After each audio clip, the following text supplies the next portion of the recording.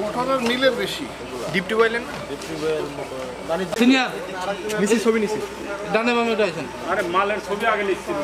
আপনারা জানেন যে নওগাঁ, বগুড়া, জয়পুরহাট অঞ্চলে মিটার চুরি একটা অন্যতম অপরাধ। এটা প্রায়শই আমরা মিটার চুরি সংবাদ শুনে থাকি এবং বিভিন্ন লোকজনের কাছ থেকে আমরা অভিযোগ পাই, অপারেশন করি, অনেক সময় আমরা আসামি অ্যারেস্ট করি, চালান দিয়ে দিই। আপনাদের সাথে ওই বিষয়ে আসলে কথা ওইভাবে বলা হয়ে ওঠে না। তো এইবারের যে ঘটনাটা, এটা আমার কাছে খুবই চমকপ্রদ মনে হয়েছে। যে আপনারা জানেন যে মিটার চুরি করার সময় একটা স্লিপ দিয়ে যায়, যে স্লিপে একটা নাম্বার দিয়ে যায়, ওই নাম্বারে যোগাযোগ করে তাকে টাকা দিতে হয়। টাকা দিলে মিটারটা ফেরত পাওয়া যায়। মানে অপরাধের ধরন যে কত বিচিত্র হচ্ছে, এই জিনিসগুলো না দেখলে আসলে বোঝা কঠিন। তো সর্বশেষ যেটা হয়েছে, নভেম্বরের 11 তারিখে আমাদের কাছে একটা অভিযোগ আসলো।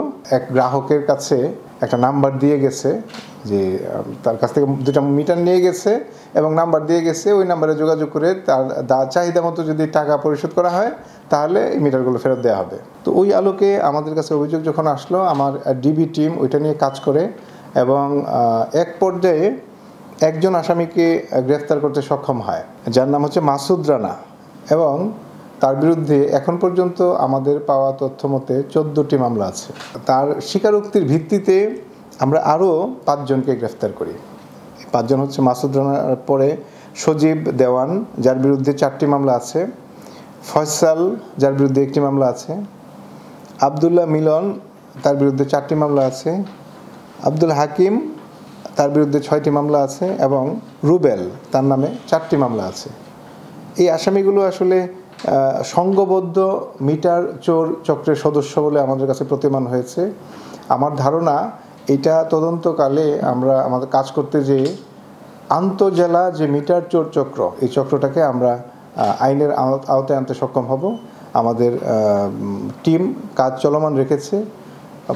আরেকটা বিষয় আপনাদের সাথে শেয়ার করতে চাইছি, যেটা হচ্ছে এই যে তারা এই কাজগুলো করে, এটার জন্য যেই উপকরণগুলো ব্যবহার করে বেশ কয়েকটা উপকরণ আমরা সংগ্রহ করেছি।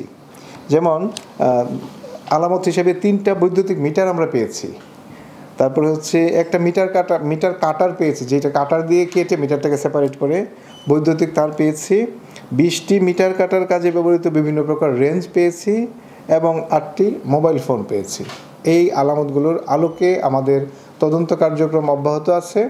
আমরা এই মামলাটা অবশ্যই অত্যন্ত গুরুত্বের সাথে, জনস্বার্থেই অতীব গুরুত্বের সাথে আমরা তদন্ত করে আন্তঃজেলা মিটার চক্রের চোর চক্রের যে সদস্যরা আছে তাদেরকে আমরা আইনের আওতায় নিয়ে আসবো ইনশাল্লাহ।